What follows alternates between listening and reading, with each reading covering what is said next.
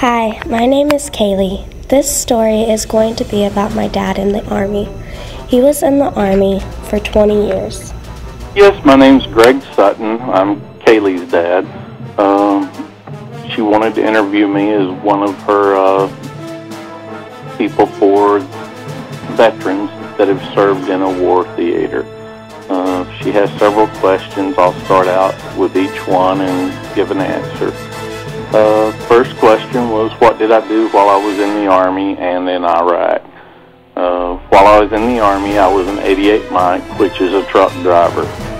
Specifically, when I was in Iraq the first time in 1990 with the Desert Storm, I was responsible for being the forward logistics element in COIC. I was in charge of several other vehicles as well. Our primary responsibility was to haul ammunition, fuel, and chow. Basically, we followed the battle and stayed right behind the forward battle line. The second question is, what did you do for entertainment? Big difference in between the first Desert Storm and second Iraq. We had a lot of changes as far as infrastructure that we had. First time in Desert Storm, basically you had a deck of cards or possibly dominoes or listen to music. Other than that, whenever we were back in for Operation Iraqi Freedom, we had internet and pretty much anything else that we wanted to do. We had movies, TV, and difference between the two deployments were night and day. The scariest moment that I had probably would have been during the Desert Storm deployment back in 1990-91. We were going in and crossing the berm. During that time, we were following the battle, and we were fighting a night battle.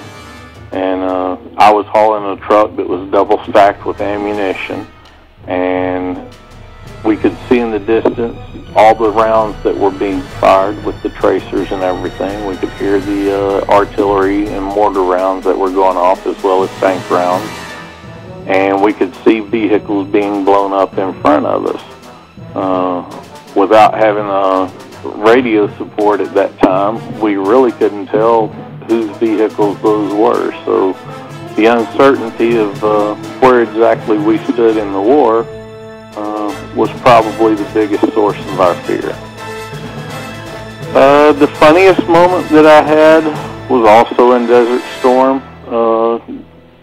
We were getting ready to cross into the berm again, getting ready for the initial ground war whenever that took off. And we were all lined up. I had my vehicle. It was double stacked with ammo still. And we were driving along, and we were in column just about to go into Iraq. And all of a sudden, I hear a huge boom behind me. Whenever I heard that, I immediately popped the brake on my truck. It was an air brake, threw the vehicle into neutral, and dove to the ground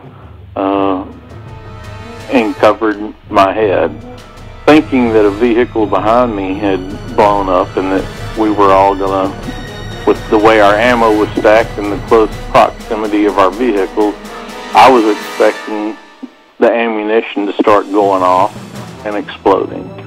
I look up, and the next thing I see was an F-16 that was providing close air support, and it had flown over us at faster than the speed of sound, and we heard the sonic boom.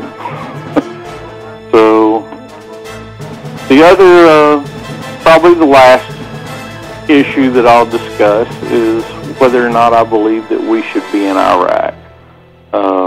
Yes, I believe that the Iraqi ground war was very much something that needed to occur. Saddam Hussein did need to be taken out of power. It was a bad dictatorship. He was abusing power, and much the people that were there were powerless against him.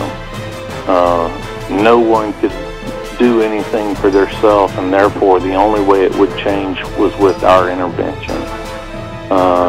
Seen a lot of atrocities as far as violent acts that were going on against people, and evidence of that. I won't go into specifics, but he was definitely abusing his power. And whenever you go into villages, it was strictly political whether or not you had electricity or not. People that were related or did certain things for them, they would get favors, which public works and utilities were often considered not necessarily a need, but something that would be a luxury and would be provided based on whether or not that township was in good standing with the community or with the Saddam Hussein regime. At the beginning of him serving, I was scared more than anything. But now I'm very proud and happy that he came home safe. Thank you to all the soldiers for serving.